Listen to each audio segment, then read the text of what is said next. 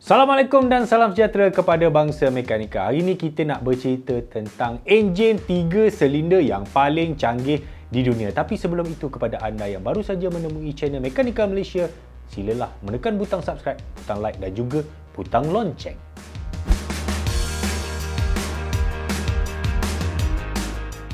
Enjin 3 silinder. Bila kita cakap pasal 3 silinder, mungkin ramai orang yang teringat tentang enjin kancil. Ya, betul, enjin kancil yang sangat kuno. Single overhead cam, pakai carburetor. Berapa power dia? 31 horsepower. 31 horsepower. Sekarang Y-Suku Jet Rock pun dah 39, 40 horsepower. Alright, itu yang zaman kuno. Kemudian kancil ni digantikan dengan enjin yang lebih moden, iaitu enjin kelisa kenari EJDE. 3 silinder twin cam injection. Ini lebih canggih, lebih berkuasa. Itu bila kita cakap tentang 3 silinder, mesti orang ingat, kereta kecil je pakai 3 silinder ni kot. Pada hari ini, enjin 3 silinder bukan lagi sesuatu yang asing. Kalau kita tengok, Proton X50 pun dah pakai, BMW pun dah pakai 3 silinder. Dan di samping kemajuan tersebut, lahirlah engineer-engineer yang tidak bertauliah di Facebook dan juga Twitter. Wey, enjin 3 silinder ni bergegau lah bang. Wey, tak sedap lah, kuat makan minyak. Tak best lah, tak highway dia bergoyang-goyang.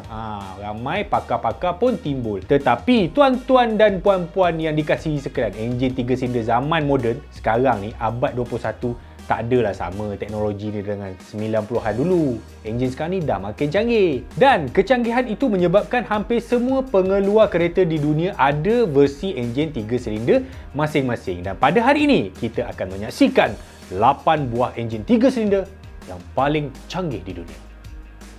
Koenigsegg Gemera. Biar betul.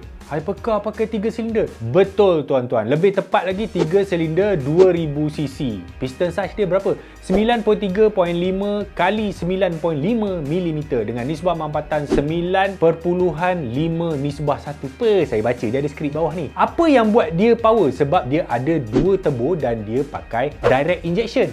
Dan enjin ni magic juga, dia tak ada head valve. Yang ini dia boleh run pakai kitaran Miller. Berapa power dia? Cuba teka. 600 horsepower dan 600 Nm of torque. Wow, 3 silinder je kot. Tadi hypercar kan? Ini kereta biasa yang berprestasi tinggi lah. Bila kali pertama Toyota mengeluarkan Toyota Yaris GR atau GR Yaris, wah, semua terkejut. Canggih betul kereta ni. Okey, enjin dia G16E GTS. 1.6 je. 3 silinder, dual overhead cam dengan 12 injak. Compression ratio dia berapa? 10.5 nisbah 1. Dia pakai sistem suntikan berkembar. Canggih bunyi dia dalam bahasa Melayu. Lepas tu dia punya piston sejukan pancitan minyak enjin. Macam mana tu? Google sendiri. Sebenarnya saya pun tak tahu juga. Okey, enjin ni dihasilkan berdasarkan homologasi daripada rally. Sebab Toyota nak race dalam WRC, dia kena ada kereta dan enjin yang sama dijual di pasaran. Berapa power enjin ni?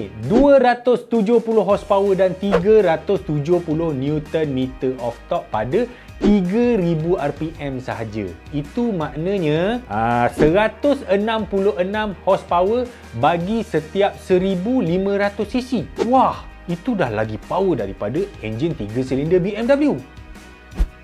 Yang ketiga, Ford Focus EcoBoost. Dia ada enjin 3 silinder 1500cc yang dikenali sebagai Dragon. Kita ada Tiger, kita ada Johnny, dia ada Dragon. Okey, enjin ni canggih sebab block head dia diperbuat daripada aluminium dan dia juga menggunakan suntikan berkembar. Dia ada TGDI dan juga ada MPI. Dia ada valve timing TI VCT dan silinder dia ni, walaupun dia 3 silinder kan, satu silinder tu dia akan off bila kita drive relax. Contoh macam kita nampak janda tepi jalan, kita relax, dia jalan 2 silinder saja. Dia untuk menjimatkan minyak. Tapi untuk menjadikan dia lebih power, Ford letakkan satu unit turbo initial rendah. Sebab apa? Sebab dia spool dekat RPM bawah untuk mengelakkan turbo lag. Berapa power enjin ni? Dia ada beberapa version. Ada 3 main version. Dia ada 150 horsepower, 180 horsepower dan juga 207 horsepower dan 300 Nm of torque. Kena ingat, Ford ni, Ford Fiesta, Ford Focus ni kan, dia bukan enjin, bukan kereta yang performance sangat pun macam GR Yaris. Dia macam kereta passenger hatchback yang biasa. Tapi untuk kuasa yang dihasilkan oleh 3 silinder ni tidak dinafikan, memang tinggi. Yang keempat, BMW i8, sebuah kereta sports hybrid. Enjin ni apa? 1500cc dan 3 silinder saja. Asalnya enjin i8 ni adalah enjin 6 silinder. Dia potong 2 jadi 3 silinder dan 1500cc. Okey, walaupun enjin ni kecil tapi BMW ni kan dia kejuruteraan tinggi kan. Dia ada double Vanos dan juga compression ratio dia 11:1. Wih, boleh tahan juga Enjin ni juga dia ada force induction iaitu turbo. Dia 1.5 liter, 3 silinder dan turbo, dan dia ada electric motor. Electric motor dia ni yang tinggi sebenarnya, 140 horsepower lebih. Jadi total output power untuk enjin ini ialah 370 horsepower dan 570 Newton meter of torque. Saya yakin di luar sana ramai yang baru tahu. BMW i8 ni enjin 1.5 je. Protect My V je ni. Baru tahu kan?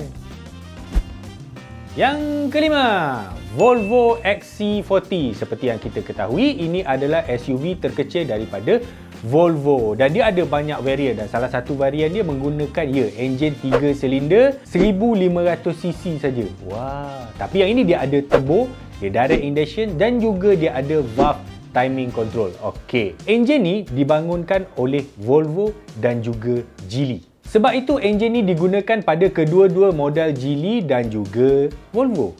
Untuk Volvo XC40 ni power dia 156 horsepower dan 256 Newton meter of torque. Untuk Geely Bin Yue ataupun Proton X50, power dia 175 horsepower dan 255 Newton meter of torque. Kenapa yang XC40 tadi rendah sikit? Sebab dia dibuat untuk melepasi piawaian Euro 6.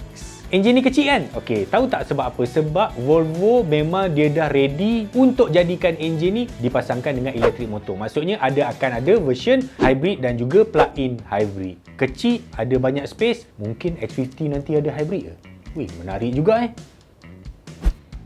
Yang keenam, Peugeot 208 PureTech. Okey, enjin ni memenangi anugerah Engine of the Year bagi kategori enjin kecil pada tahun 2015, 2016 dan juga 2017. Apa dia punya spek dia? Enjin ni 3 silinder 1200cc saja, direct injection dan juga turbo. Berbeza dengan enjin-enjin lain yang mungkin dibuat untuk performance, untuk prestasi, sporty kan. Enjin PureTech ni dia fokus untuk economical, yang mana enjin ni berjaya mencatat 22.22 km per liter. Dah macam Axia dah. Okey, power dia berapa? 130 horsepower dan 230 Newton meter of torque pada 1750 rpm. Nampak? Jimat macam Axia, power macam apa Honda Civic ke? Bukan, Honda City. Yang ketujuh, Ferrari F1342T. 2T, 2T. Dia pakai minyak 2T ke? 2 lejang. Betul, ini adalah enjin eksperimen Ferrari. Memang dia tak ada dalam production lah. Dia nak menunjukkan kejuruteraan, berapa terrornya jurutera Ferrari ni untuk menghasilkan enjin 3 silinder yang berkuasa. Okey, ini enjin 2 stroke 1346cc 3 silinder. Enjin ni memang tak pernah dipasangkan pada mana-mana kereta Ferrari. Tapi kalau enjin ni kita pakai kat Malaysia, masuk dekat kereta, isi minyak Castrol R40 ikut belakang, wah, boleh pakai tuti wangi. Mesti ramai budak-budak motor follow kat belakang. Yang terakhir, enjin ini pernah menggeparkan dunia otomotif di mana dihasilkan oleh Nissan. Nissan memberi nama enjin ini ialah DIG-TR. Akan dipasangkan pada model Nissan ZEOD, Ziot RC. Kereta apa ni? Almera ke? Bukan tuan-tuan. Kereta ini adalah kereta perlumbaan prototype untuk perlumbaan Le Mans 24 jam untuk kategori LMP1. Enjin ni kecil dia tuan-tuan. 1500cc 3 silinder tapi dipasangkan dengan 2 elektrik motor. Dan yang lebih menakjubkan sekali dalam kejuruteraan otomotif ialah enjin ni berat dia 40 kilo je. Dan power dia 400 horsepower dan 380 Newton meter of torque. Okey, idea dia macam ni. Jadi enjin ni ringan, kecil kan. Dalam perlumbaan endurance macam Le Mans 24 jam ni memang enjin tu stres lah. Jadi selepas 12 pusingan, siapa yang nak berlumba? Dia berlumba lagi tapi enjin tu off, yang dipakai tu elektrik motor saja. Nampak? Bijak juga kan? Tak adalah overheat kan. Radiator bocor ke? Thermostat tersumbat ke? Okey, itulah tadi 8 buah enjin 3 silinder yang paling canggih pernah wujud dalam dunia ini. Mungkin ramai yang tanya, kenapa 3 silinder lah? Bukan motor je ke patut 3 silinder? MT-09, Triumph kan? Kereta pun dah beralih kepada 3 silinder sebab apa? Sebab ringan, sebab economical kan? Dia kurang berat, kurang kos untuk membuat, kurang penggunaan bahan api. Kalau kita comparekan yang enjin dulu-dulu lah, bergegar apa semua kan. Teknologi yang ada pada abad 21 contohnya balance shaft, active mounting, geometry enjin dia dah ukur siap-siap kan. Jadi enjin 3 silinder sebenarnya sama je gegar dia dengan enjin 4 silinder. Kau pun banyak komplain. Enjin wajar pun mounting pun sampai koyak pun kau tak tukar, kau lagi kecoh pasal enjin X50. Bergegar lah konon. Jadi adakah ini enjin masa depan? Ya, ini adalah teknologi masa hadapan. Kita tengok banyak pengeluar hari ini macam Mercedes, BMW semua pun dah pakai 3 silinder. Kalau kita nak tengok enjin 3 silinder ni masa depan dia apa? Nanti mungkin dia akan tambah dengan elektrik motor, hybrid dan menjadi plug-in hybrid. Lepas plug-in hybrid apa dia? EV lah, apa lagi? Faham dah? Okey, itulah tadi tuan-tuan.